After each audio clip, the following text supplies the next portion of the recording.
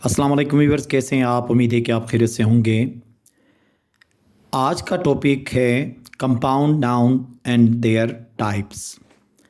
आज की इस टॉपिक के अंदर हम ऐसे नाउन्स देखेंगे जो दो मिलके एक नाउन बना लेते हैं, लेकिन उसका मायने क्या होता है, बिल्कुल चेंज होता है। या हम ये कह सकते हैं दो लफ्ज़ मिलके एक ऐसा अलग सा नाम बना लेते हैं, उसका मायने ही बिल्कुल ही अलग बन जाता है। तो आज की इस क्लास के अंदर कंपाउंड नाउन्स को डिफ़ाइन कर लेंगे, उसके काइंड्स और उनकी अहमियत क्या है, इन सब के बारे में आज डिस्कस कर लेंगे। तो आइए शुरू कर लेते हैं।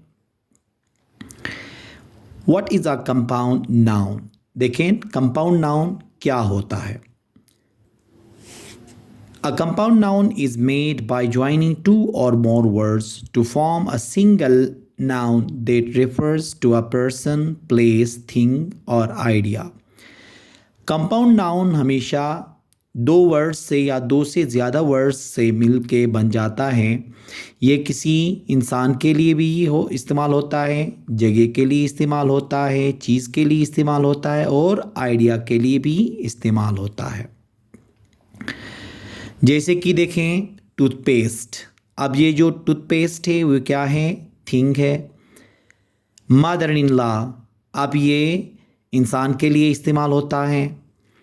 इसी तरह से देखें बास्केटबॉल, ये भी क्या है, चीज़ है।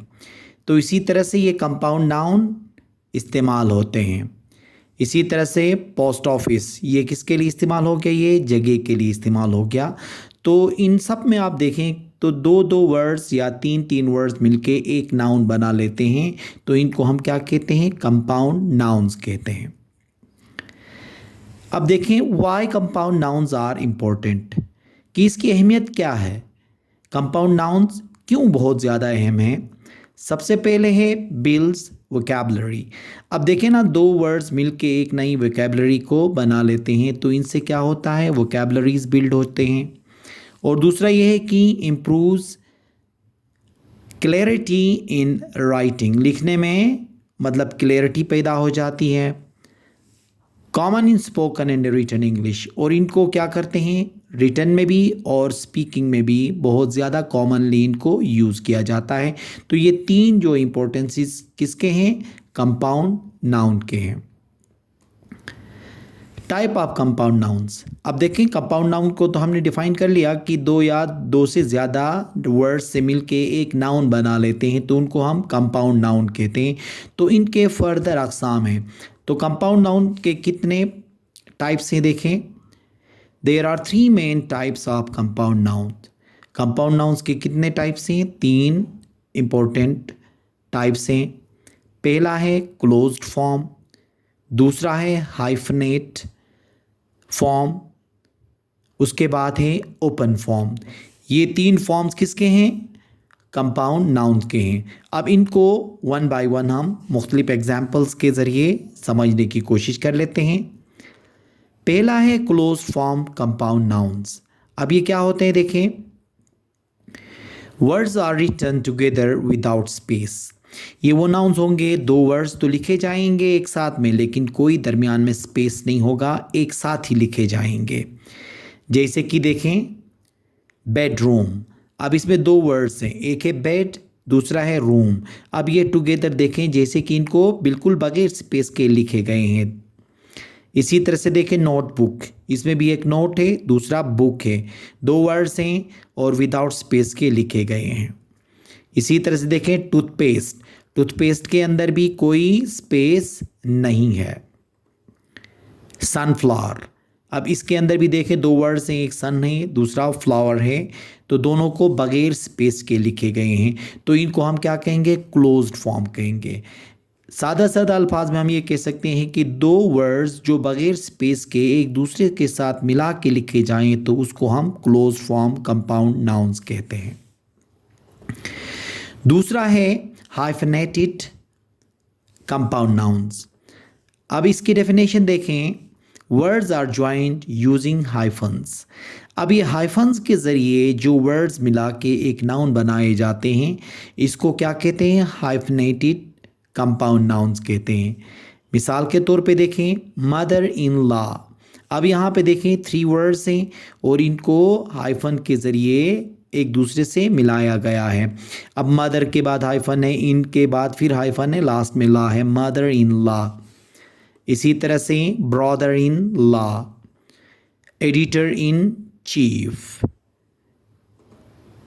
Runner up. अब इन सब में देखें तो क्या इस्तेमाल हुआ है, इन सब में हाइफन्स का इस्तेमाल हुआ है।